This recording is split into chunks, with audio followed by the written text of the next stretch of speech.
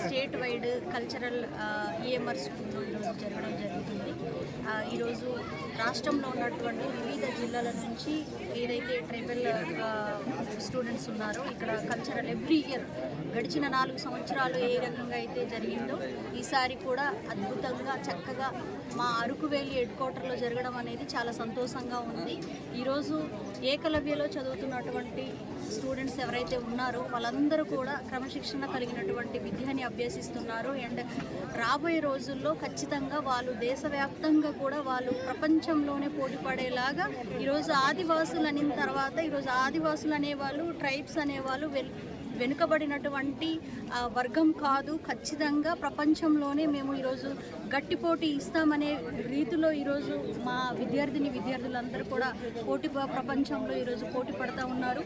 So ఈ అవకాశాన్ని ఈ ఏకలవ్యాలు అనేవి అలాగే ఏపీఆర్ జేసీ కానివ్వండి ఇవన్నీ కూడా మా గిరిజనుల కోసం ఇక్కడ ఈ ప్రాంతానికి మొత్తం ప్రపంచ వ్యాప్తంగా ఇటువంటి ఎక్కడెక్కడైతే మా గిరిజన ప్రాంతం మా గిరిజనులు ఉన్నారో వాళ్ళందరూ కూడా ఫెసిలిటీస్ కల్పించాలని ఉన్నత విద్యా విధానాన్ని ముందుగా ప్రోత్సహించాలని మనస్ఫూర్తిగా కోరుకుంటున్నాను. ఏదైతే పూర్తి అంటే మన స్టేట్లో 28 ఏకలవ్యస్ ఉన్నాయి, కానీ ప్రెజెంట్ చూసుకున్నట్లయితే కేవలం 12 మాత్రమే ఇప్పుడు వర్కింగ్ అవుతుంది. మిగతావి కూడా అంటే వర్కింగ్లో ఉన్నప్పటికీ కూడా వాళ్ళకి బిల్డింగ్స్ కానివ్వండి ఇతర సదుపాయం లేని కారణంగా చాలామంది ఇబ్బంది పడుతున్నారు. కాబట్టి ఇప్పుడు ఉన్నటువంటి ప్రభుత్వము కేంద్ర ప్రభుత్వంతో టైఅప్ అయ్యి వెంటనే ఇప్పుడు ఏదైతే పెండింగ్లో ఉన్నటువంటి బిల్డింగ్స్ అన్నీ కూడా పూర్తి చేసే విధంగా ఈరోజు తీసుకెళ్లాలని మనస్ఫూర్తిగా కోరుకుంటూ ఏదైతే ఇప్పుడు ఏకలవ్యలో వర్క్ చేస్తున్నటువంటి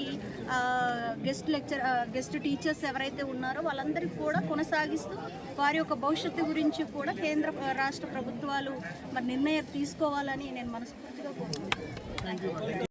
విద్యార్థులకి వాళ్ళ తల్లిదండ్రులకి అంటే ఇక్కడ ఈ ప్రాంతాల్లో ఉండేటటువంటి పరిస్థితులు కూడా అర్థమయ్యేటటువంటి పరిస్థితులు, అలాగే ఇక్కడ నుంచి వెళ్ళిన తర్వాత ఈ ప్రాంతంలో ఉండేటటువంటి కల్చరల్స్ కానీ ఏమైనా సరే ఆ ప్రాంతాల్లో కూడా వాళ్ళు చేసుకోవడానికి అనేటువంటి జరుగుతుంది. అయితే మేము ప్రధానంగా ఆశించేది ఏంటంటే ఈ విద్యా విధానం ద్వారా అంటే ఇంగ్లీష్ మీడియంస్ అనేటటువంటిది ఏర్పాటు చేసి మరి ఇక్కడ ప్రత్యేకంగా మరి రాష్ట్రంలో ఈ ఈఎంఆర్ఎస్ అనేటటువంటి గిరిజన విద్యార్థుల విద్యాభివృద్ధికి అని చెప్పేసి వీళ్ళు సెంట్రల్ గవర్నమెంట్ అలాగే స్టేట్ గవర్నమెంట్ సౌజన్యంతో వీళ్ళు ఏర్పాటు అనేటువంటి చేయడం జరిగింది. నిజంగా ఈరోజు ఏజెన్సీ ప్రాంతాల్లో విద్యను అభ్యసించే విద్యార్థులకి అయితే మాత్రం ఇది ఎంతో ఉపయోగకరమైనటువంటి విధానం.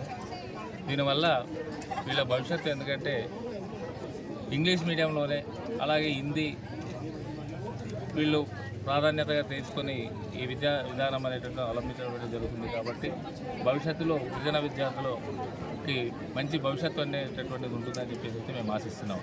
ఎందుకంటే గతంలో రాష్ట్రం మొత్తం మీద వెళ్ళినా సరే ఎక్కడికి వెళ్ళినా సరే తెలుగు అనేటటువంటి ప్రాథమిక భాషతోనే విద్యా విధానం అనేటటువంటి ఉండేది.